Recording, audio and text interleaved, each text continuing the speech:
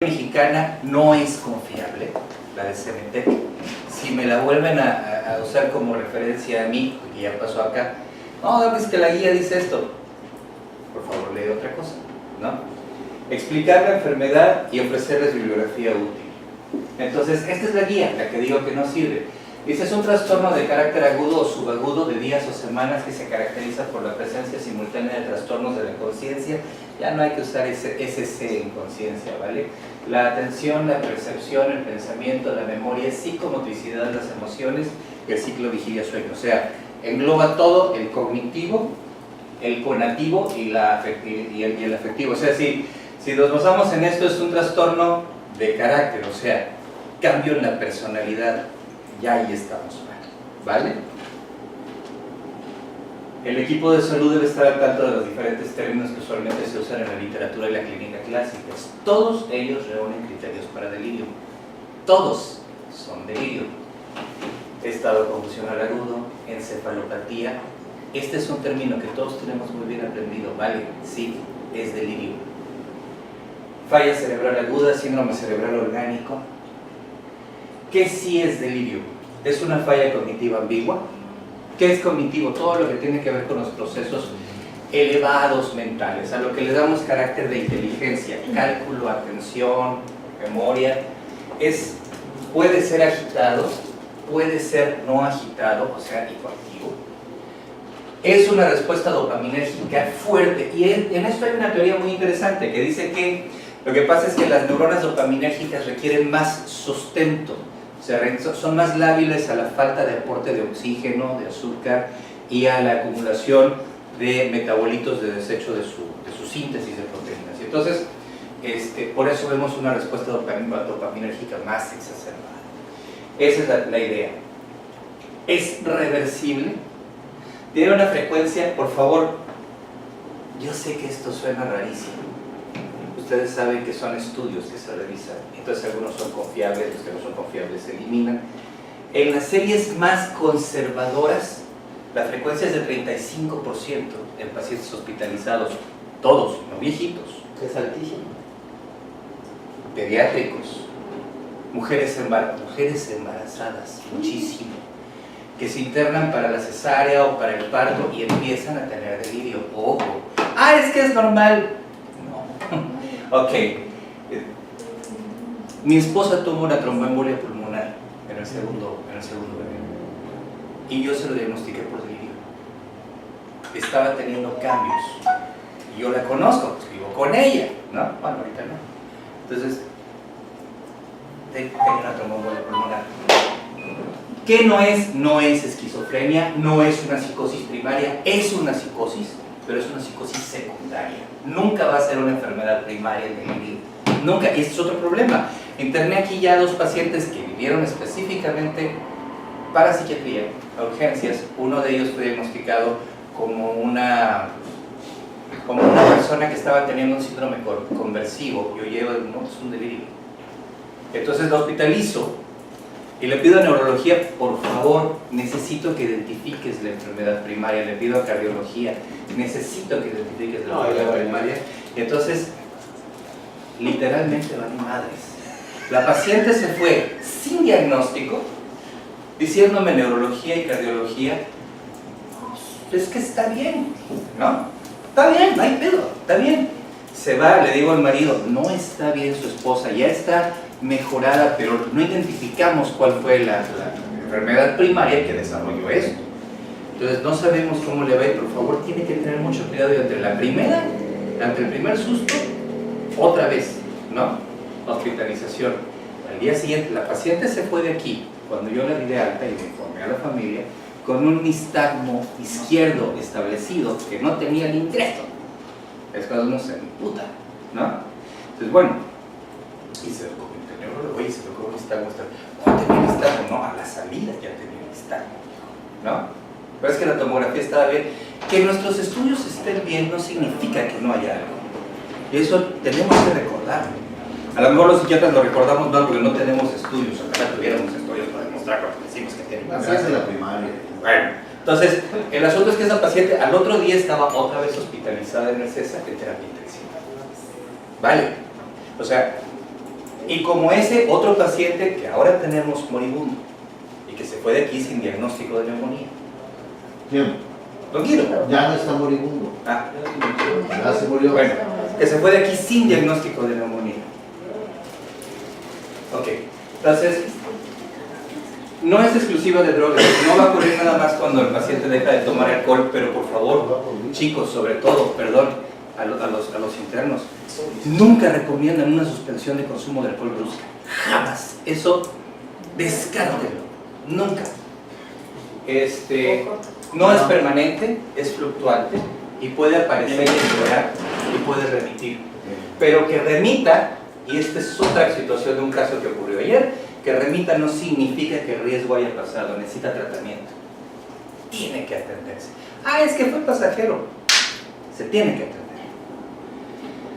¿Es de manejo ambulatorio? No, no es de manejo ambulatorio. ¿Se cura con medidas higiénicas? No, y este es el gran mito. Es que vamos a curar con el delirio poniéndole a la terapia intensiva una claraboya para que 3 horas, eso ayuda. Vamos a ponerle un reloj para que vea la hora al paciente, eso ayuda. Pero no lo cura y no disminuye el riesgo. Y eso es muy importante entenderlo. Ok. Entonces, estos son los diagnósticos, los criterios diagnósticos del DSM-5. Quiero explicarles un poquito cómo funciona el manual estadístico y diagnóstico de salud mental. Esto es algo que solo los gringos insisten, pero ellos son muy poderosos en psiquiatría. Y entonces, cada vez que el DSM-5, que el DSM cambia, todos nos ponemos como locos, ¿no? El criterio A es siempre el más importante. El criterio A está estratificado los criterios en el DSM-5, en cualquier DSM. Entonces el criterio A siempre es el más importante. ¿Qué significa? Que si ese está, me vale gorro todo lo demás. Hay la enfermedad, ¿vale? En algunas ocasiones, en los manuales diagnósticos de salud mental dice, tiene que reunir tantos criterios para que se diagnostique, pero si usted encuentra esto, aquello y lo demás allá, y ustedes van a ver que en algunas partes van a decir, aquí dice, no hay evidencia de la historia por examen físico o laboratorio de hallazgos de que hay otra enfermedad psiquiátrica o fisiológica de donde venga esto, y ahí hay una contradicción, ¿vale? Porque esta enfermedad siempre es secundaria. Sin embargo, entonces esto nos lleva al criterio D. O sea, el criterio A y C no están explicados por una enfermedad neurocognitiva preexistente, o sea que las personas con psicosis crónicas ya se jodieron, porque nunca las vamos a diagnosticar con delirio. Este es un problema, pero precisamente por eso entra el criterio A. El criterio A predomina por todos los demás. Si tiene un cambio súbito o aparentemente rápido, aunque no haya sido inmediato, en la atención, tiene delirio. Y esto es un problema porque les decía yo que este es el 4TR. El 4TR es el manual anterior y tiene pequeños cambios, pero como ven, en el criterio A dice disturbio en la conciencia, en la capacidad de darse cuenta de alrededor, y en el otro dice en la capacidad de atención, es decir, está siendo más fino. ¿Por qué está bajando el criterio de diagnóstico? ¿Por qué? Porque no se está diagnosticando el delirio en el mundo. Por eso baja el criterio de diagnóstico. ¿Por qué? Porque es mejor tener falsos positivos que tener muertos. Es simple. Bueno, entonces, van a ver que ahí está lo que les estaba comentando, es el cambio. El criterio A está hablando ya de atención, y estos son los asuntos de lo que les acabo de comentar, de cómo se eliminan algunos pacientes que sufren mucho, porque entonces siempre nunca les vamos a identificar el delirio. Paciente que tiene esquizofrenia, además tiene el trauma, o sea, ¿sabes qué es que está paciente? A mí una vez me llamaron para una somatización, creo que ya les he platicado algunos, una somatización de dolor de pecho, ¿no? Y llego a ver al paciente en urgencias, tiene desniveles, etcétera, así, buenito, ¿no? Digo, ¿ya le hiciste encima? ¿Ya hablaste a cardio? ¿Ya hiciste algo? ¿Le diste analgésico? No, pues yo creo que, no, chingues, ¿no? Ok, las críticas que hay ahora hacia los DSM ha sido eso, que se están bajando los niveles de diagnóstico, y esta es la razón. O sea, ahora, hay una intención de incluir está incluido pues, pero es todavía muy leve, la cuestión de diferenciar entre delirium y demencia. Y la verdad es que la diferenciación es tan pobre que volvemos a lo mismo. Ante la sospecha de delirium tiene que tratarse de delirium. Entonces, no rifa este asunto de, no, pero es que es una demencia. Me vale madre, es un delirium. Que la demencia no lo mata, el delirium sí. Ok. Esto es para explicar lo mismo que les acabo de platicar, pero bueno. Básicamente también hay un asunto en el nombre, porque platicaba el doctor Omar, la enfermedad se llama delirio o delirium, y entonces, aunque en el DSM-5 en inglés insiste que debe llamarse así para no confundir los diagnósticos, o sea, en la traducción al español del DSM-5 le mocharon ese pedazo y le pusieron síndrome confusional agudo, ¿no? Y el DSM, que es una traducción, no es una obra original del DSM-5 en español, es una traducción. Me recuerdo del Robbins de patología, la traducción del Robbins de patología, uno tomaba los dos, no dice lo mismo, dice cosas bien diferentes. Bueno, entonces ya quedamos, es delirium. Hablemos de la mortalidad. La mortalidad en delirium, hablamos de una mortalidad de 25% en 435 días, 75% en más de 5 años. Estamos hablando de una mortalidad alta, pero vamos a ponerlo de forma un poquito más... A ver, una mortalidad de 25% es casi la mortalidad en tétanos, es muy arriba de la mortalidad del infarto tipo 2, y una mortalidad del 75% está alrededor de la mortalidad del cáncer de colon, de la insuficiencia cardíaca. Entonces estamos hablando de cosas. Sí, estamos hablando de algo que no es pasarla con una sepsis. No es una jalada, ¿eh? Entonces, una meningitis. Esto es porque tiene que atender. Entonces, pero vamos a proporciones, que es más fácil. Mira, el efecto del delirio en la mortalidad, ojo, por favor, chequen esto, en la mortalidad durante el ingreso, o sea, no obviamente al momento del ingreso, mientras el paciente está hospitalizado, ¿vale? Dices, bueno, pero son proporciones no ajustadas. Bueno, ajustadas es 3.5 a 1. 3.5 de cada, o sea, es muchísimo, ¿no? Si no tiene delirio se muere uno, si tiene delirio 3.5. Ok. Y así se van las mortalidades después, o sea, no es una cosa difícil de entender. Algunas cosas de delirio. El asunto de que algunos escritores, ¿no? Pues, a ver, el problema es que no está siendo diagnosticado, ¿no? Carlos, Mándame. déjate de que no se diagnostique. Hay muchos médicos especialistas, no con ramas no afines a psiquiatría, medicina interna, que no conocen. Bueno, esa es la idea, porque el asunto es que muchos estamos lo llaman. hablando... ¿Tiene ese? Ayer teníamos 2 pacientes con delirio acá y vámonos a pasar. Eso es lo que estábamos diciendo. Pero entonces, efectivamente, estamos considerando que es algo leve. Luego lo platicamos. Estamos considerando que es algo leve. Y no es leve. Tenemos un... ¿Por qué no lo vemos? Porque no lo conocemos, como acaba de decir Rodrigo. O sea, es simple. Pero si no lo conocemos, Los ojos no significa no ven que lo que la gente que no no sabe. nos esté partiendo la madre y a nuestros pacientes, ¡ay, se murió! ¿No? Bueno. Y esto va, ahí tocayo, es también con niños. Ahorita les voy a explicar cómo es el asunto del delirio. Ok, regreso a las guías. Las guías, dice Rodrigo, no sirven. La guía mexicana no sirve, dice mentiras. Y entonces, ustedes van a ver que dice: se recomienda utilizar haloperidol en adulto mayor hospitalizado con delirium a dosis de 0.5 a 1 miligramo cada 8 a 12 horas, intravenoso, intramuscular o vía oral. Si estamos hablando de vía oral, que es la más usada en los clinical stages, ¿no? Bueno, en la situación ya real, estamos hablando, 0.5 son 5 gotas de haloperidol en medio vaso de agua. 1 son 10 gotas de haloperidol en medio vaso de agua. Ok. Entonces también dice el CNTEC, más rato lo voy a retomar. Dice el CNTEC, para hacer el diagnóstico de delirium o síndrome confusional agudo, se requieren al menos 3 de los criterios antes mencionados, los mismos criterios que les mostré en el DSM-5. Ahí tenemos el DSM-5 en español, para que no haya tos, ¿no? Para que no digan, es que en español dice otra cosa. Nunca menciona lo de los 3 criterios al menos. O sea, empezamos con la falta de confiabilidad de la guía, ¿vale? Ok. Entonces, ¿qué es lo que pasa? Básicamente la persona está más vulnerable.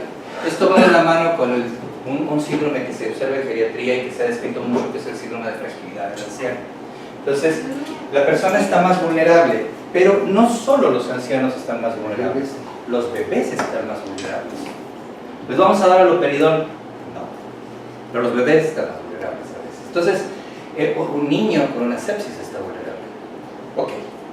Súper. Básicamente, de lo que estamos hablando es de que hay un mal consumo de energía.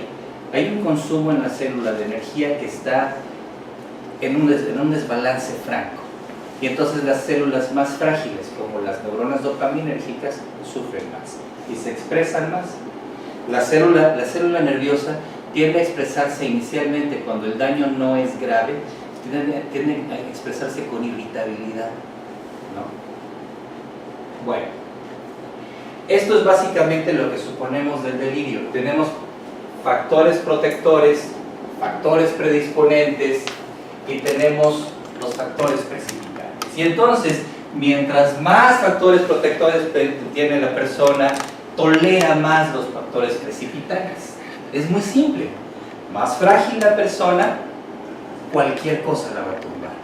A lo mejor, si uno de los colegas internos jovencitos, acá, guapetones, ¿no? Se toma metoclopramida, no le va a pasar nada.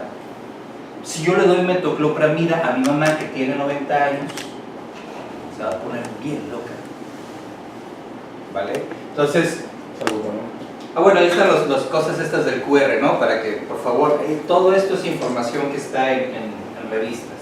Y son revistas de 2016, 2017. Entonces tenemos factores de riesgo que después vamos a volver a retomar. Como ustedes ven, hay de diferentes tipos. Prácticamente cualquier cosa que ponga más débil a la persona, y ahora los geriatras están implicando seriamente la disminución de músculo. La disminución de músculo. Entonces, está plenamente justificado que a las personas mayores les demos más proteína en la dieta. Y curioso, perdón, lo siento, ya los geriatras, ¿dónde están estableciendo la edad de las personas mayores? A los 40. A partir de los 70, ¿no? Tengo 40. entendido. No, de los 70. 40. A partir de los 40 empieza el riesgo de fragilidad. Sorry. Ok. Bueno, Es como la hada, ¿no? condiciones Vas a ser diabético. comúnmente asociados con delirio. No, el asunto es los cambios en la síntesis de proteína. Están relacionados más o menos, empiezan más o menos a los 40. Entonces, obviamente todo lo que le pegue un trancazo al cerebro, pero todo lo que le pegue un trancazo a lo sistémico. Y entonces dices, no, pues es que la paciente acá tuvo un stroke, ¿no? Sí, tuvo un stroke. Entonces de repente empieza a ser un fenómeno ahí de un delirio. Hay que tratar el delirio. Pero es que se va a ir de viaje, hay que tratar el delirio. Que se vaya, hay que tratar el delirio. Me vale madre. Ok, entonces, todas las enfermedades se condicionen deterioro y los medicamentos que condicionen una función dopaminérgica más acentuada van a aumentar la expresión de la enfermedad y la pueden botar. Es decir, vuelvo a lo mismo, metoclopramida, fenitoína. Entonces, vamos a ver. La confirmación de diagnóstico vuelve a ser clínica. Es decir, lo siento, si me piden una prueba diagnóstica de delirio, lo único que les voy a decir es, ¿saben qué? A mí me parece delirio.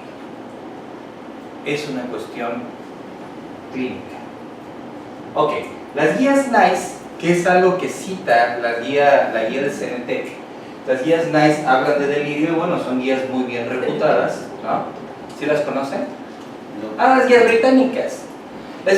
Los británicos, la mejor revista para leer artículos de salud mental en el planeta no es el el Journal de Psychiatry británico, es el BMJ, sigue siendo el British Medical Journal, no es una revista especializada en psiquiatría, pero es que el asunto es que el BMJ tiene un nivel de exigencia en evidencia quinto. Entonces los británicos en psiquiatría, no hay una psiquiatría superior a la británica en el mundo. Entonces las guías NICE son guías muy refutadas.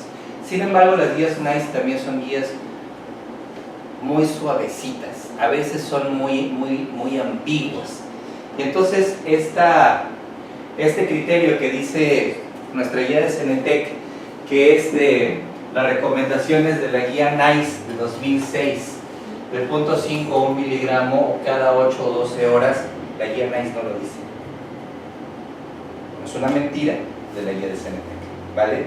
Es la segunda mentira que le vemos a la guía de Cenetec. No lo dice. Esa es la guía NICE. Y lo que sí dice la guía NICE es que la haloperidol y la olanzapina no tienen autorización de mercadeo en Reino Unido para esta indicación. Ok, sin embargo es el tratamiento. Y la misma guía NICE dice, a ver, se trata con haloperidol, pero nunca dice dosis. ¿Y por qué no dice dosis? Porque el acuerdo y el consenso internacional es una dosis alta, pero manejada a modo. ¿Vale? Entonces, la guía de Cenetec, la guía de Cenetec miente. ¿Ya? ¿Está claro?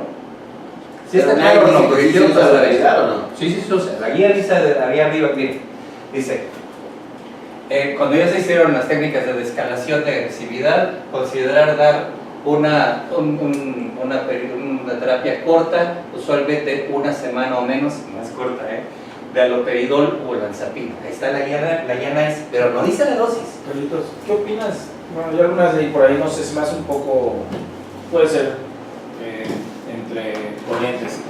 La prevención del delirio con haloperidol, por ejemplo. Sí, yo creo que sí. De hecho, sí lo voy a abordar, pero yo creo que sí se debe hacer. Son medidas que pueden ser heroicas, sobre todo cuando consideras una fragilidad mayor, ¿no? Y entonces, ok, pero está claro, sí está claro que la guía NICE está diciendo una mentira. Está basando un criterio de tratamiento penal. O sea, dice, es que Rodrigo dice, y entonces ahí está el documento de Rodrigo, y Rodrigo nunca dijo la dosis. ¿Sí está claro? Ok.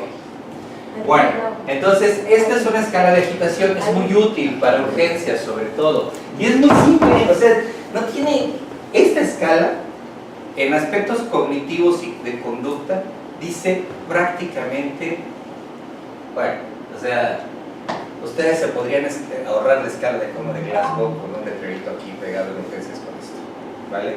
Que además la escala de coma de Glasgow pues, está diseñada para otra cosa.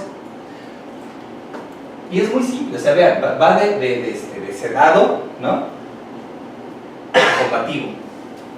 No tiene ningún... Es así como, la veo y...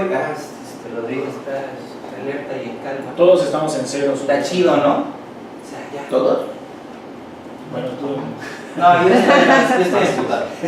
Entonces, y se usa otra escala, pues les había dicho que les iba a mostrar escalas, que es la escala Kama-ICU, que ella es la autora. La doctora Inouye es una geriatra que está multicitada muchísimo en cuestiones de delirio. Obviamente delirio en personas mayores.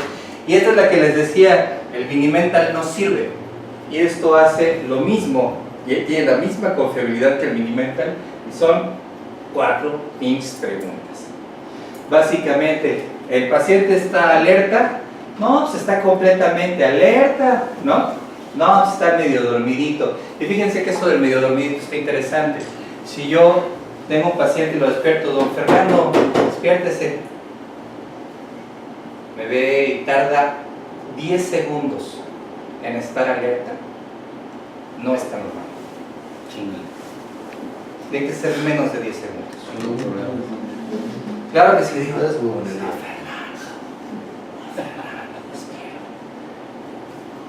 Fernando, ¿no? Entonces, si tarda menos de 10 segundos, es normal. O de plano está claramente anormal.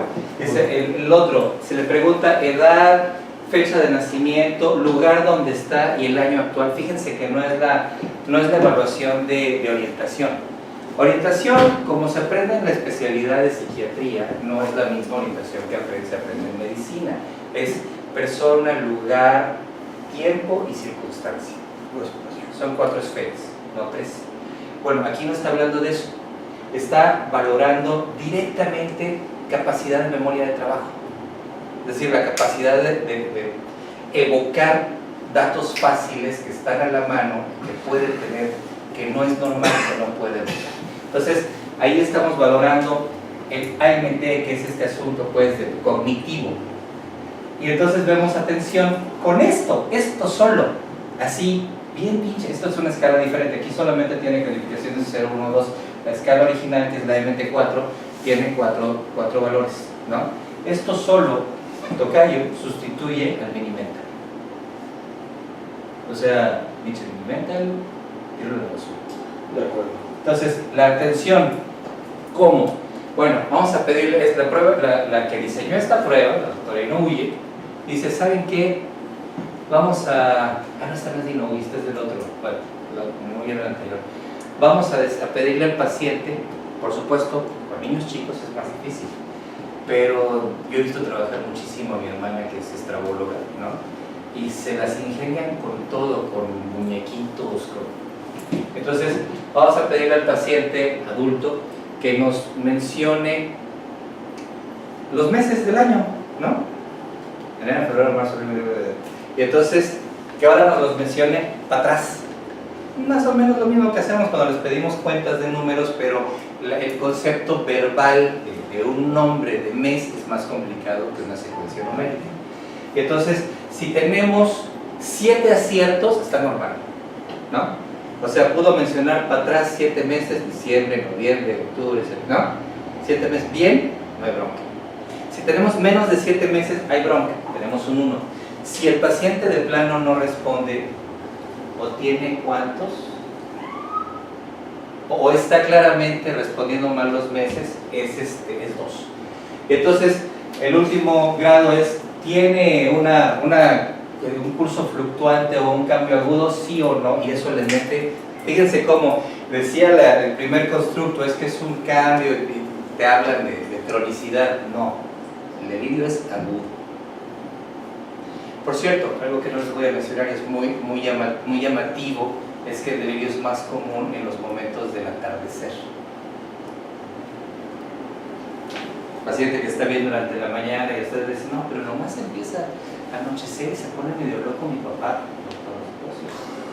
Entonces, ese es el asunto. Ahora, vamos a ver el artículo de revisión, por favor, del 2017, de septiembre del 2017. No está muy complicado de agarrarle la onda, acaban de publicarlo.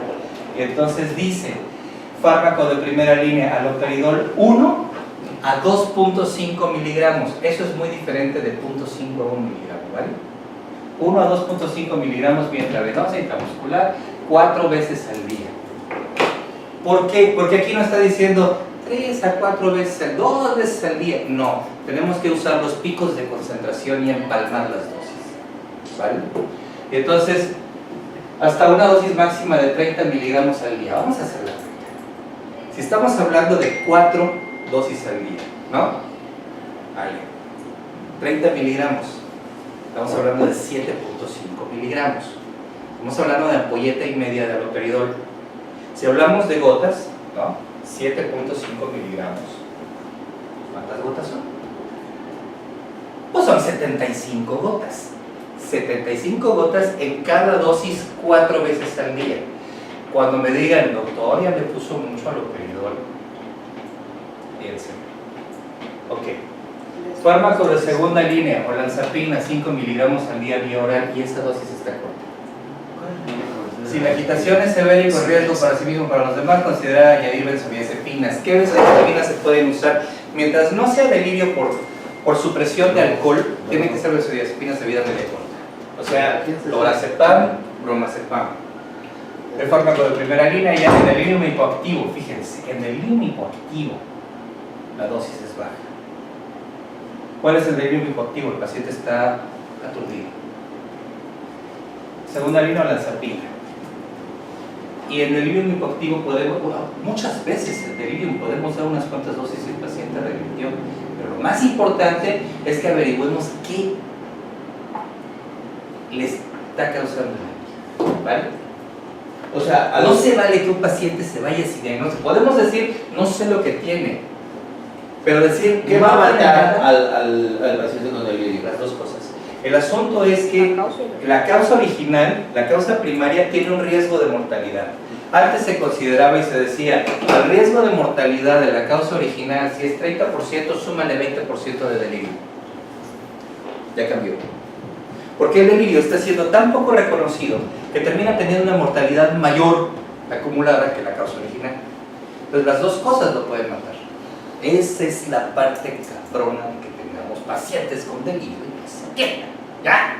Ok, este es un libro de gente muy reconocida en psiquiatría, muy reconocida en psiquiatría. El doctor Vallejo Ruilova es así como una de las grandes eminencias, ¿no? Y entonces, fíjense, les acabo de decir un tipo de dosis, por eso les decía, la dosis no está estandarizada, es decir, por eso es que lo que dice CMT es una mentira. Y ahora dice la gente de Vallejo Ruilova, el doctor Palomo, que es el autor de este capítulo del libro, y es un libro reciente, o sea, es un libro publicado en 2016, dice, siempre se tiene que hacer una sedación rápida con el haloperidol. Esto ya no se pone con, no, es que si está agitado, siempre se tiene que hacer una sedación rápida con el haloperidol, no hay duda. Entonces, ¿cómo se hace? 30 gotas, 3 miligramos en ancianos, 50 gotas, 5 miligramos en no ancianos. Ya no estamos hablando, pues, como yo le hago, ¿sabes qué? Dale 5 gotas y vemos en 30 minutos cómo está, ¿no? No, el doctor Palomo dice, no, das 30 gotas o le inyectas 3/5 de una ampolleta de haloperidol en la nalga, tiene que revertir. ¿Por qué? Porque el tiempo que avance en el delirio va a ser riesgoso. ¿Por qué yo no lo hago así? El haloperidol tiene algunos riesgos y en mi experiencia, y va de nuevo, no es una dosis estandarizada, no está estandarizada la dosis. Sí puede ser que con bajas dosis revierta el delirio y me da tiempo de pegarme al paciente. ¿Qué significa esto? Que en lugar de mandar una dosis inicial para sedación rápida e irme a mi casa, a mí me encadena el paciente por unas horas. No hay bronca, me lo aviento, no hay tos. ¿Qué tan seguido es que yo llegue a 30 gotas? No es muy seguido. Entonces, en mi experiencia puedo decir sí le puedo meter dosis menores. Pero si tengo que llegar a 30 miligramos al día, voy a llegar a 30 miligramos al día. Sin cargo de conciencia. Entonces me dicen, oye, es que la paciente se fue bien sedada, me estaba reclamando Andrea. La paciente se fue bien sedada, ¿y qué hago? ¿La dejo sin tratamiento?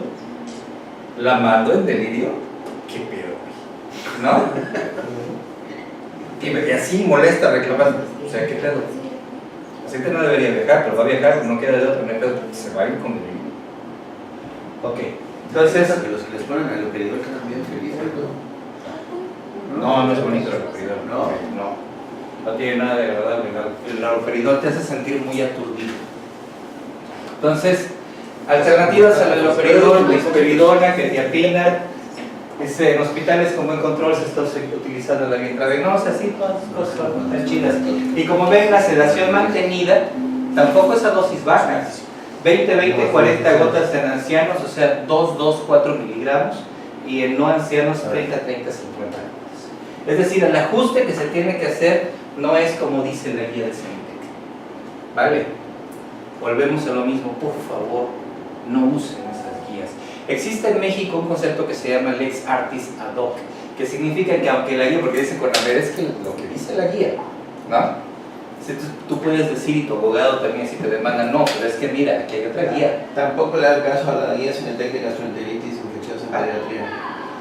Y entonces, bueno, ahora, esto es un artículo, porfa, de marzo 30 de 1872.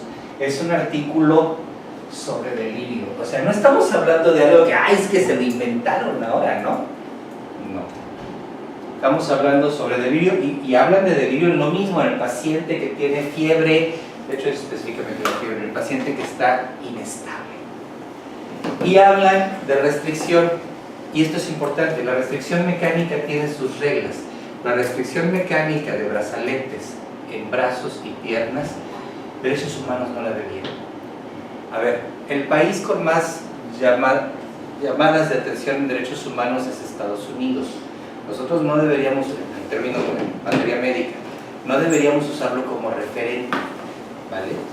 Entonces, la sujeción gentil nunca es gentil sujetar a alguien, pero la sujeción gentil es en lo que funciona el medicamento. La sujeción gentil debe permitir movilidad de brazos y movilidad de piernas. El tipo de sujeción que yo les he estado tratando de enseñar a las enfermeras es una sujeción que no permite que el paciente se alcance la cara y no permite que se alcance las manos. Uno puede buscar que se alcance las manos de esta manera, pero que no se alcance las muñecas y entonces no se descanalice. Y es fácil, pero es mientras funciona el medicamento, o sea, no hay bronca. Ok, esto de la sujeción tiene reglas, hay reglas. Este es un artículo interesante donde reportan pocos, pero reportan casos de asfixia mecánica en pacientes sujetos. O sea, el paciente estaba sostenido y entonces se le vino la sábana encima y se murió. Eso no es aceptable. El abuelito de una exnovia mía. Así No, murió. pero no. El abuelito se enteró de quién era el novio y se suicidó. Esto no es aceptable, definitivamente. Estaba con tu mantella para extubación, estaba amarrado y el viento, estaba abierta la ventana, le levantó la sábana y la puso en el túmulo. Y murió con todas las lesiones de las muñecas porque quería él quitarse la... O sea, no es permisible que las manos estén sujetas. Entonces, va de nuevo, no, es que tenemos un protocolo de sujeción muy chido. ¿Qué onda con esto? Tenemos un protocolo de sujeción muy chido y es que está aceptado por en Estados Unidos. No, eso no. ¿Esto qué le hago, mano? Cerrar. Cerrar acá. No, primero no. Primero la chica. ¿No? Sí. Sí, eso siempre suena bien. A ver, entonces, hay reglas para esto y tienen fundamento, y tienen fundamento legal. Entonces, obviamente, volvemos a lo mismo. ¿Quiénes? Los británicos. ¿Vale? Y los británicos lo ponen muy claro, una persona siempre debe considerarse que tiene capacidad para establecer sus decisiones, a menos que no la tenga. Eso es muy estúpido. No. Antes de considerar amarrar a una persona, ve si realmente necesita ser amarrado. Es que nos está fastidiando, eso no es una justificación para amarrar a una persona. Una persona no debe ser tratada como incapaz de tomar una decisión, a menos que ya se intentó que tome la decisión, y entonces no es que no esté de acuerdo con nosotros. Es el drama del paciente psiquiátrico. Si el paciente psiquiátrico dice, no, sí estoy loco, ya ven, está loco. Si el paciente psiquiátrico dice, no, es que yo no estoy loco, esa es una prueba de que está loco. Pero está loco. No, claro que no. Oye, El sobrediagnóstico, dices. claro, el sobrediagnóstico en psiquiatría es gravísimo. Gravísimo. O sea, hay un abuso del diagnóstico terrible. Ok. No debe ser todo el asunto de la capacidad de decisión. Entonces, la persona, para evaluar esto, debemos saber si nos está entendiendo. Y es muy simple. ¿Usted entendió lo que le dije? Sí. No. Descríbame. ¿No? Y ahí ya supimos. Ok. Entonces, las intervenciones restrictivas nunca deben ser usadas para castigar. Te voy a amarrar. Nunca. A lo mejor ustedes, cualquiera, yo soy mano larga, sí soy mano larga, bueno, como que me digan, yo soy muy respetuoso, yo soy mano larga, que uno entendería muy fácilmente. Cuentan mis hermanas, no porque no estaba, pero cuentan mis hermanas que cuando a mí me sacaron después de un mes de estar hospitalizado a los 3 años de edad, un mes con asma en el ISSSTE, ¿no? Me querían cargar, si me acercaban sus manos a mis manos, yo reaccionaba agresivamente. Porque me tuvieron amarrado. Porque rompió un cupé. No, pero sí, ya no conocen el yo cupé. me acuerdo de eso. ¿Ah, sí? Se hacía así sus pies porque se sentía amarrado, se quitaba. Ya no tenía amarres pues y se Se seguía tallando, ¿no? Ok, el uso de las técnicas debe ser A lo perdido. debe ser proporcionado de acuerdo al riesgo de daño. ¿Ok? Nunca. El riesgo de daño debe ser real. No es. El otro día me decía a los pacientes de esta, a los papás de Cristal, dicen, pero es que, y si patea, patee, yo no tengo bronca. Yo tengo la capacidad suficiente, que he tratado pacientes, estoy entrenado para hacerme a un lado. Este va a estar dando patadas, me vale. Y no las dio, por cierto, ¿no? Entonces, eso no importa. Estamos hablando de riesgo para el paciente o para otros. ¿Ok? Bueno, no debe ser usada cuando ya no es necesaria. Y esto es importante. O sea, es que ya está bien, ¿no? Se puede poner mal. No, quítasela. ¿Vale? Nunca, y esto por ahí está nada más que está muy largo. Quise ponerles las fotos tal cual en los textos para que no sea nada que yo armé, ¿vale? Entonces, por ahí anda, dice, es que nunca, aquí está, no, dice, nunca debe sustituir la falta de personal. Es una de las reglas. Es que lo amarro porque no tengo personal para ponerle. No, derechos humanos no aceptan eso. Ok. Y hay documentos al respecto, de las reglas de la restricción mecánica. Este es muy interesante. Este es del jefe del que elabora las políticas de psiquiatría en Inglaterra. Y ahí están todas las. Tiene que ser autorizado por el psiquiatra. Si nos guiamos por esto, la próxima vez que quieran amarrar a un paciente me tendrían que preguntar a mí. ¿Vale? ¿Por qué a mí? Porque los psiquiatras son los más metidos en el rollo de derechos humanos. Es simple. ¿Por qué? Porque son los que más abusan. Fíjense cómo me excluyen. Son los que más abusan de los derechos humanos. Son los que más violan los derechos humanos. Son los que tienen que estar más enterados. Estamos obligados. Por eso cuando les digo yo luego, oye, no puedes tener amarrado así al paciente, y menos todo el día. No, doctor, pero es que es un protocolo que aquí ya nos dijeron y nos mostraron. Te explico, ¿no? Es que el otro día le decía yo a una persona de acá de recursos humanos, digo, mira, cuando tú me preguntas mi opinión sobre este trabajador, yo vengo, te la doy y te digo, está pasando esto, entonces tú me empiezas a decir, no, es que, porque chingados me preguntas, güey. O sea, yo soy el experto en el tema, ¿no? Bueno, ok. Ay, fíjense, este es interesante, no pasa de ser interesante, no vamos a tener el caso. Cuando el paciente está recluido, nunca se debe usar restricción mecánica. Está chistoso, o sea, si alguna vez trabajan, espero que no, porque es muy desagradable, en una institución penitenciaria, ¿no? En un cerezo, nunca se debe usar restricción mecánica. Derechos humanos no lo aceptan. Ok, entonces, ¿qué predispone una edad avanzada, 60 años o más? Está bien. Sí, no. Sí, pero la pérdida de músculos es a los 40. Entonces, una edad avanzada, un deterioro cognitivo persistente, o sea, demencia, y entonces existe, la CIE es el diagnóstico de delirio superpuesto a demencia. O sea, la demencia no excluye el delirio.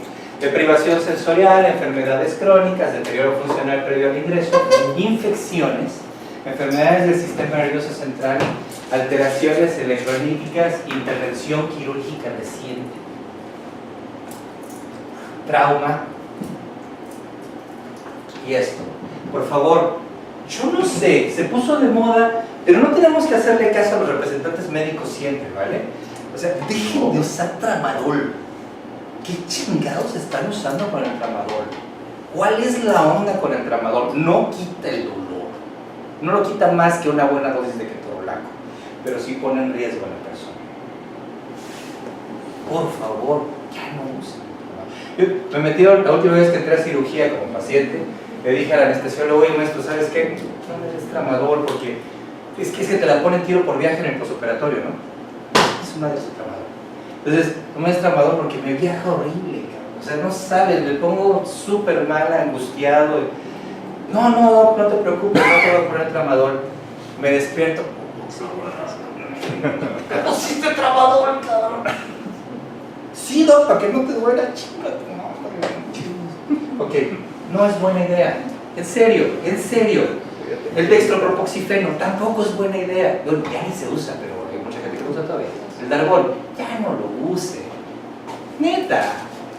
Ok, y aquí vamos, digo, la que quieran. Y todas las demás. Pero esas son las más asociadas, las que más dramáticas son, las que más visibles son. Y entonces, a lo mejor lo que les puedo decir es que de las metabólicas, a lo mejor de las metabólicas vamos a ver mucho menos, ¿no? Hipoglucemias puede ser, exacto, hipoglucemias puede ser, pero vamos a ver mucho menos, pero traumáticas, grueso. La insuficiencia renal, no hay paciente con insuficiencia renal que no haga delirio. Todos. Y ahí el tratamiento se vuelve renal. No, renal. Bueno, también, pues una insuficiencia renálgica. El insuficiente renal siempre, y ese tiene que tener tratamiento permanente para delirio. Ese no es un tratamiento breve. Es el típico paciente que en el DF les llaman a ustedes y le dicen, tengo a la esposa de Pedro Infante aquí. Ah, pues voy para allá. Entonces, es que este protocolo de trasplante. Ok. Todas. Carlos, el paciente hospitalizado con insuficiencia renal, ¿sería bueno hacer lo que dice Rodrigo? Prevención. Yo lo que quiero proponer, Sandra, es que se atienda a todos. A todos. O sea, es que yo pienso que la prevención es prequirúrgica, por ejemplo. Cuando viene algo grande como una fractura de cadera. ¿Y en el nefrópata no te gustaría prevenir? Yo creo que sí, todos, Johanna. Yo creo que tienes razón, perdón, Rodrigo, pero creo que yo iría más lejos. Y ahorita lo quiero hablar. A ver, este asunto, perdón, chicos, yo sé que hemos tenido opiniones diferentes, pero como a continuación voy a hablar de medicamentos que causan delirio, de una vez quise poner, y aquí está, pueden leerlo, la evidencia, y en el asunto aquí estamos hablando de evidencia de clase 4 y clase 1, es decir, es variadita, pero la clase 1 es bien clara. La fenitoína no es el tratamiento de enfermedades convulsivas, no es el valproato. Y esto yo lo aprendí con epileptólogos, ¿no? Es el valproato, por favor, ya no estén dando otras cosas. Pero además la fenitoína tiene otras consecuencias. Y entonces, esos son los artículos en los que me baso para decirles, oigan, no den ya fenitoína. Es que esa es la indicación. No la usen. Neta. Básicamente, ¿qué va a hacer la fenitoína en una persona a la que le inicia? Pero es que es el momento agudo. Sí, está bien. El valproato tiene el mismo potencial de control de las convulsiones que la fenitoína. El mismo. Que eso no lo puedo decir, por ejemplo, de la lamotrigina. La lamotrigina va a ser igual de noble que el valproato, pero no tiene la misma capacidad de controlar convulsiones que el valproato. Y entonces, resulta que todos los antiepilépticos, excepto la lamotrigina y valproato, producen daño cognitivo. Daño cognitivo irreversible y daño cognitivo reversible. Así que si tienen un niño con fenitoína, le están partiendo la madre a su escuela. Es peor si lo tienen con carbamazepina, aprendí yo en especialidad. Bueno, los estudios más recientes ponen peor a la fenitoína que a la carbamazepina. Por favor, empiecen a usar valproatos. Es decir, es que no hay valproato inyectable. ¿Cómo, chicos, no? Está el de Paquene. Está el de Paquene. Ya, sin más discusión. ¿Y el Precedex? No lo conozco bien, pero es que actualmente se recomienda más precisamente el desuso de la difluidina y la electroína, pero como primera línea utilizar el Precedex. ¿Pero en qué paciente? ¿Qué es Precedex? ¿Eso pasa a la cima? No, es dexmedetomidina, pero eso se utiliza para sedación consciente de pacientes No es Precedex. Sí, Tocayo. Estos artículos son de 2016 y 2017, o sea, no tienen Chicos, estos artículos son no, porque el valproato son muy recientes y no son cualquiera, son del Cochrane, de estos que dicen que son referentes, ¿vale? De las revisiones. Y dicen, hay que usar valproato, no es otro. Ha sido valproato. No. Bueno, ok. Y entonces tenemos claro, hay un impacto importante de las drogas que no son valproato, ¿vale? Entonces, ¿qué medicamentos van a causar delirio? Prácticamente todos. No hay, o sea, ya, la deshidratación va a causar delirio. Entonces, ¿Qué medicamentos van a causar? Todos, pero hay algunos medicamentos que no está justificado usar. O sea, si tenemos cisaprida, ¿a qué chingados le mandamos metoclopramida al cliente? O sea, hay cosas que claramente... Carlos, ranitidina. ¿Conoces el motillo? Sí. Igual lo puedes No, utilizar peridona. en lugar de... Loperidona. No Sí. se usa casi, pero no inyectado. Pero ¿sabes qué? El asunto es... Dices, bueno, sí los conocemos. Ay, no me puedo acordar. Por eso insisto en que debería haber un protocolo de manejo. Estamos hablando de idoneidades, porque esto es de la idoneidad. Oye, es que estás usando 3 medicamentos sedantes. Y luego, güey, ¿no? O sea, se tiene que usar. No, sí, bueno, pero entonces no se fijan en esto, ¿no? Ok. ¿Qué ibas a decir de la ranitidina, Carlos? La ranitidina propende el delirio. Y cuando tienen pacientes, no solo el delirio, ranitidina y hierro.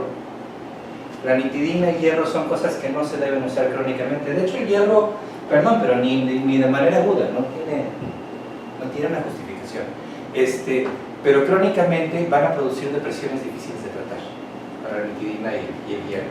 Y la ranitidina propende el delirio también. Entonces, aspectos asociados, y esto es importante, no causales. Esto no es el tratamiento del delirio. Es que vamos a ponerle un reloj si funciona, vamos a ponerle un calendario si funciona, pero no lo cura. Hay que hacerlo, ¿cómo no? Hay que buscar, y esto es algo que se discute mucho, corregir el sueño. Entonces dicen es que hay que corregirlo cuando el paciente no tiene delirio, hay que corregirlo con melatonina. Y eso aquí en terapia intensiva se está haciendo. Sí, pero si tiene delirio, ya no le das melatonina. Y la corrección del sueño con melatonina se va hasta el 75%, pero no corrige los síntomas de delirio una vez que se presenta. Ni ha disminuido la frecuencia del delirio. Entonces, todas estas cosas son importantes. Prevención. Lo dejé al final. Protección específica. Una cosa que muchos colegas no entienden es que la prevención primaria, secundaria y terciaria se hace en cualquier momento, esté o no esté la enfermedad. Es que ya está la enfermedad, ya no es prevención, se hace. Y entonces, hay mucha discusión, pero parece muy útil el lorazepam. El problema es que no lo tenemos intravenoso. Y también el problema es que para mí es más fácil aquí mandarle exhortar porque el lorazepam generalmente no hay. Aquí van. Inyectado. Pues es que no hay. Oral tampoco. Dice- Esto les digo, oye, ¿tienes dice- activar? No. Los de Pfizer que han tenido mucho problema con el surtimiento del canal. No, pero no hay inyectado. El inyectado existe en Estados Unidos, en México no. En México tiene el permiso de importación Psicofarma, que es una laboratorio muy chafa, pero Psicofarma no lo ha comprado porque no saben manejar y no tienen los procesos para el manejo de red fría, de red fría. Entonces, pues ahí estamos. Entonces, el lorazepam, si el paciente acepta vía oral, Y fíjate que el lorazepam igual está indicado en el tratamiento de la supresión por alcohol, porque evita el metabolismo hepático como primera línea, pero no ha inyectado. el problema es que ahí en la supresión por alcohol sí tienes que hablar de diazepam porque tienes un riesgo inclusivo alto. Pero bueno, aquí aumentar la proteína en la dieta es algo que podemos hacer fácilmente. Entonces, oye, ¿sabes qué? Que venga Johanna, ¿no? Venga Johanna, que le dé una dieta hiperproteica al paciente ya. ¿Le va a funcionar luego? Claro que no. Pero ya sabemos su dieta hiperproteica, ¿no? Y ya se va orientado con la familia, oye, al viejito tienes que darle más carnita, tienes que darle más huevo. Me dijeron que huevo no, doctor, dale huevo, ya, ¿no? Si no tiene suficiencia renal. Ahí Ok. entra en una contradicción. Ahí entramos, el problema es Alejandra, y yo te entiendo en lo que me estás diciendo, pero ¿qué es peor? El paciente va a tener fragilidad y va a empeorar, entonces va a necesitar un aporte proteico especial y va a necesitar una dieta especial y a lo mejor va a necesitar que se la metas de una manera diferente. Si se está pero- haciendo hemodiálisis se podría, pero Vale. si no, se lo vamos a llevar al fallo total. Bueno, es muy específico. Ok, promoción de la salud, mejorar el estilo y condiciones de vida del paciente, que es lo mismo que vamos a hacer en terapia intensiva. Aquí pasó específicamente con señor, Guido, cuando se va de alta, le digo al hijo, este señor no puede estar solo, lo vuelven a dejar solo. ¿Vale? Entonces, diagnóstico, y esto es algo que, sobre todo chicos, esto es algo que normalmente les enseñan mal. O sea, el diagnóstico es temprano y tratamiento oportuno. No. El diagnóstico puede ser temprano o puede ser oportuno. ¿Cuándo es temprano? Cuando todavía empieza la enfermedad. ¿Cuándo es oportuno? Pues que lo agarres en algún momento, ¿no? Aunque ya esté avanzado. Sí, aunque esté avanzado. Incluso cuando ya se murió te permite prever lo que va a pasar con tus demás pacientes. Pero el asunto es que pueden ser ambos. Y el tratamiento también puede ser temprano y también puede ser oportuno. ¿Cuándo se hace un tratamiento temprano? Es lo que estaba diciendo Rodrigo. Si yo tengo algunos signos o estoy viendo que el paciente tiene un potencial muy alto para entrar en delirio, está perfectamente justificado hacer un tratamiento temprano. Esto tiene mucha crítica. Puedes seleccionar pacientes. Paciente Claro. con una demencia previa. Claro. Paciente que ya ha delirado antes. Pues de ahí ya tienes un gran campo para empezar. Más de 60 años, con mucha Sí, infección. ¿Es el momento para que yo haga una propuesta o espero que Sí, ustedes avancen? hazla por favor. Bueno, tenemos protocolos bien establecidos de prevención. Tenemos el de prevención de caídas, que se aplica en todos los pacientes. Tenemos la situación de idoneidad de la prescripción. Tenemos los medicamentos que el paciente ingresa. Tenemos un protocolo para su gestión de pacientes. Así como tenemos esos protocolos y esas medidas que se aplican en todos los pacientes que ingresan, la propuesta para que le enriquezcan todos con sus compañeros, aprovechado que está aquí nuestro director médico, es la siguiente. Son dos. Uno, que revisemos el protocolo de su gestión de pacientes y que quede a cargo del doctor Carlos Moguel. Esa es la primera propuesta. De hecho, el doctor Moguel estuvo presente con el doctor Polanco hace un año cuando se propuso hacer un protocolo para tratamiento del delirio. Sí, es lo ¿De acuerdo? estábamos comentando al principio, Sí. y que él no quiso No quiso entrar. entrar. Pero ahorita ya está Carlos. Esa es la primera propuesta. Segunda propuesta. Así como tenemos el de caídas y el de otros protocolos donde se hace una evaluación, se haga ya una evaluación a cargo del área de epidemiología o del área de medicina general o de, en un momento que todos los pacientes sean valorados por ti, eso es lo que se va a decidir. Se haga una escala de riesgo de cada uno de los pacientes que ingresan, se evalúe el riesgo y se decida si el paciente entra al protocolo o no entra al protocolo, y ya se decide en forma si el paciente recibe o no el tratamiento, pero que sea un Como les- protocolo específico para poder abordar este problema de manera categórica en tiempo y forma. Charlie. La escala, dame chance, la escala es fácil. No necesitas usar las escalas porque son diagnósticas, y entonces lo que tienes que saber son los factores precipitantes y los factores de riesgo. Entonces, si el paciente Sí, tiene Carlos. 60 años y se va a hospitalizar, ¿Por qué no le dejas hablar? dame chance. Si el paciente tiene 60 años y se va a hospitalizar, Y ese es el paciente de 60 años en urgencia o más, paciente en terapia intensiva, todos. Pero se les pone. Todos, sin seleccionar, todos. Pacientes de cirugía de trauma, todos, niños también. O sea, son criterios mayores para delirio. Pacientes de cirugía abdominal, son criterios mayores. Entonces, si tenemos esas circunstancias, es hacerle la valoración. Y entonces así nos ahorramos que estemos teniendo pacientes con delirio sin tratamiento y sin valoración. Perdón. A ver, De manera. porque lo que pasa es que, como te digo, ya cumplimos la hora de clase. Entonces, el tema es este. Yo le había dicho a Ricardo, y te lo puedo decir a ti, Rodrigo, que yo he trabajado mucho con mi hermano en forma automática. Mis pacientes en la Ciudad de México y en Veracruz, yo le decía, ¿sabes qué? Y él ya sabía que veía al paciente en forma ordinaria. Esto me ayudaba muchísimo porque él me ayudaba a detectar problemas potenciales. Aprendiste a detectar delirio, a diagnosticar delirio. No también, pero ayudarme a detectar problemas potenciales. Y entonces,